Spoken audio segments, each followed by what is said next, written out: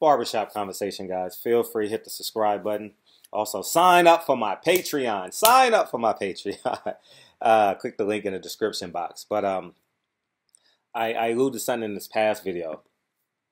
Part-time job should have a full-time mindset. And what I mean by that, a lot of times, many times, and I used to be this way sometimes too when I was younger, is if you have a part-time job or something, you treat it like a part-time job, like it's not a full part of your life. Let me give examples. When, let's say you have a job making $12 and you working 12 hours a week. You don't iron your uniform, you go in late, sometimes you may miss a day. Well, I'm only gonna make $40. I'll take this day off. You understand, and you don't value it as much. But I'm gonna give you guys, like I said, I'm only an expert on myself, so I give you guys an example of myself. I wake up 4 o'clock. Since Lincoln has started school, in order for me to have a full day, in terms of getting what I have to accomplish, I had to add more time to my day. Because you guys know I get up 6 o'clock every morning and I do stocks.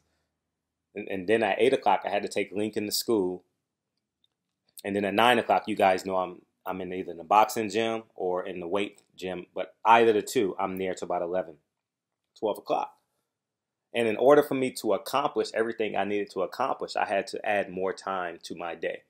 Okay, so for example, running is a full-time job for me. In terms of working out, staying in shape, I want to be as elite as I can physically for as long as I can. Now, if I had a part-time mindset for that part-time job, I would only run twice a week when it was available to me, right? When I could squeeze it in. But what I did, instead of waking up at 5:45, you understand what I'm saying? 5:30. I wake up at 3:45, 4 o'clock, hit the pavement, go run my 3 to 5 miles, and then get ready to do my stocks from 6 to 8 because I can't miss that time slot from 6 to 8. You understand? That's my 2 hours a day that I allocate towards doing work in the stock market. And when I'm in those time slots, the only focus or the primary focus is running.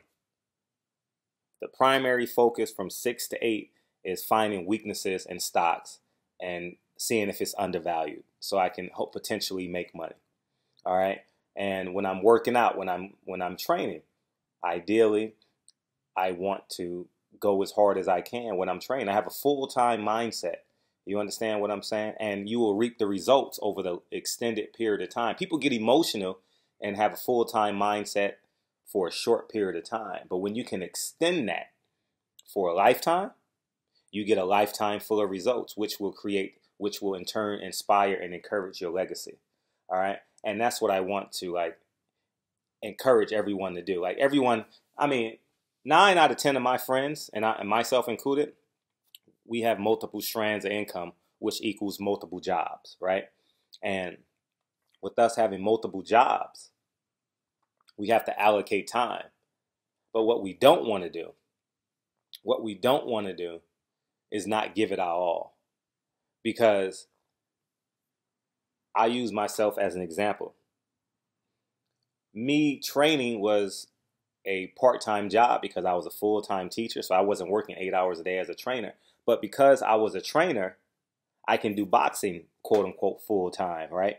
Because I would not have got into boxing if I wasn't a trainer per se, because my allies pushed me towards this, which in turn, and now you guys see me as a 40-year-old man where I'm at now.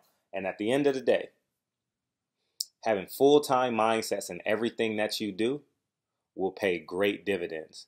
And whether you're in a relationship with your wife, your girlfriend, your boyfriend, your husband, your brothers, your sisters, your coworkers, your part-time job that you're working 10 hours a week on, maybe you're babysitting, maybe you're just someone's personal assistant, maybe you're just have a part-time job at McDonald's or Burger King, whatever the case may be.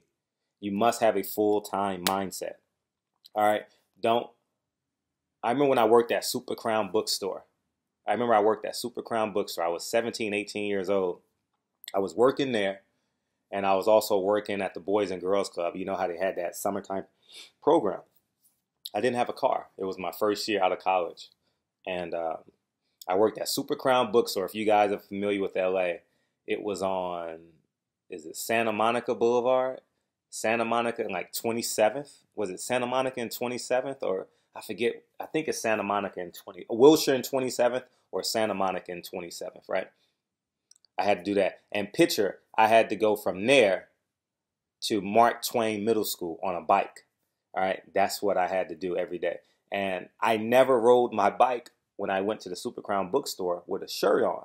Always came in a tank top because I didn't want my shirt to get wrinkled. You understand what I'm saying? And I didn't know the mindset I had then. I just thought in order for me to do this job as proficient as possible, I must be presentable.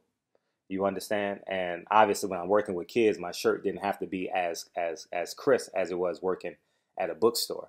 You understand? But and that in turn led to, work ethic and stuff like that. But I just want to encourage you guys. You have to train your mindset. It's not something that just happens. You have to practice that mindset. You have to practice, practice, practice. Every phase of your life has to be, because what will happen is when you feel fatigue, you'll stop or you'll slow down. You'll say, "Oh, I'll finish it tomorrow." See, good people stop when they're tired. Great people stop when they're done.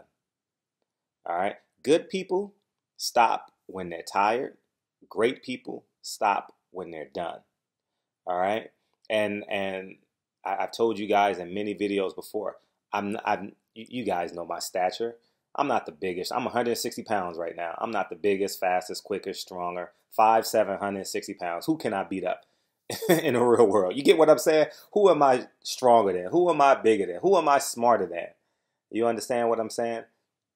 But what I do have, and I'm going to explain this to you guys. I'll make this very, very clear. I have the ability to complete a task. I trick a lot of people and I do it with a smile and I hide my dogness. Or I still have the same aggression. I still attack it with the same aggression. I just present the finished product with the smile. You understand what I'm saying? So, and at the end of the day, that has to be the mindset. You got to train that mindset. All right. Work ethic is not a talent. It's a skill. We see it in sports all the time. You understand what I'm saying? How many times have you said, "Oh, Adrian Broner's underachieving"? How many times did you say Fernando Vargas is underachieving? You understand what I'm saying? So at the end of the day, it's a mindset. You understand? Kwame Brown, 6'10", 250 pounds, less than 10% body fat, runs like a gazelle. Right? Whereas you see a guy like Tim Duncan, who his freshman year at Wake Forest, if I'm not mistaken, averaged 2 points a game, was a swimmer, and had to really teach himself how to play the game of basketball. It's a skill. You got to develop the skill of the mindset. All right. And I just want to encourage you guys.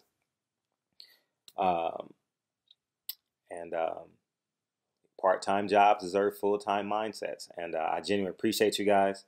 Join my Patreon page. We're going to have some fun. I'm excited about Patreon, man. I'm really, really excited, man, because I get a lot of people asking me about property and all this, and they don't follow up. But I know when people got money involved, they're going to follow up. So anyways, man, I appreciate y'all. It's like today is Tune-Up Saturday, right? This is Tune-Up Saturday in terms of fights. No really big fights. Next weekend, we got Conor McGregor. We got some other fights too. But, and we start rolling. This PBC will pick up in November. We got a card, and I'll be covering it in Ontario. But work on it. Don't ever forget, work ethic is a skill. It's not a talent. I don't believe it's a talent. All right? Because if it was a talent, everyone would possess it. I think work ethic is a skill. I've seen so many people that are far greater than me in terms of personal and physical attributes and intellectual attributes and spiritual attributes, fall short. You understand? You see so many intelligent people that you grew up with are now hooked are now alcoholics, hooked on drugs. We have it in every community. It's not a color thing. All right. They fall short. They drop out of college. They become addicted to drugs, or they have some addiction that's impeding their greatness. All right. How you don't impede your greatness is have a full-time mindset. All right. And I salute y'all. Have a great weekend. Click the link in the description box. Join my Patreon page. Saturday, we rocking and rolling. Monday, we're rocking and rolling. I'll have some videos up by then. And if you subscribe, I'll email you my book. I know you will thoroughly enjoy it.